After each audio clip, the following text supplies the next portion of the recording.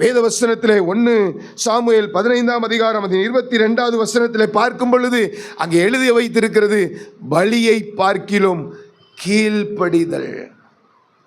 பலியை பார்க்கிலும் கீழ்ப்படிதல் உத்தமம்.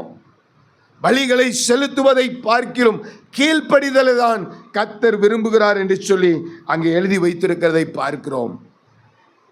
லூக்கா எழுதின சுவிசேஷம் 2ஆம் அதிகாரம் 42ஆம் வசனம் முதல் 51ஆம் வசனம் வரைக்கும் நீங்க பார்த்திருப்பீர்கள் என்று சொன்னால் அங்கே இயேசு கீழ்ப்படிந்திருந்தார். இயேசு தன்னுடைய பெற்றோருக்கு அவர் எல்லா காரியத்திலும் கீழ்ப்படிந்திருந்தார் என்று சொல்லி அங்கே எழுதப்பட்டிருக்கிறது. மற்ற தெய்வங்களுக்கும் இயேசுவை சொந்தமாய் கொண்டிருக்கிற நமக்கும் வித்தியாசம் இருக்கிறது.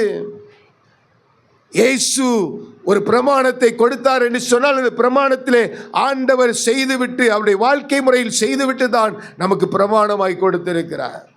அந்த சராசரங்களை படைத்த கடவுள், அந்த சர்வ வல்லமை உள்ள ஆண்டவர் பூமியிலே மனுஷனாய் பிறந்த பொழுது தன்னை பெற்றெடுத்த பெற்றோருக்கு அவர் எப்படி இருந்தாராம்?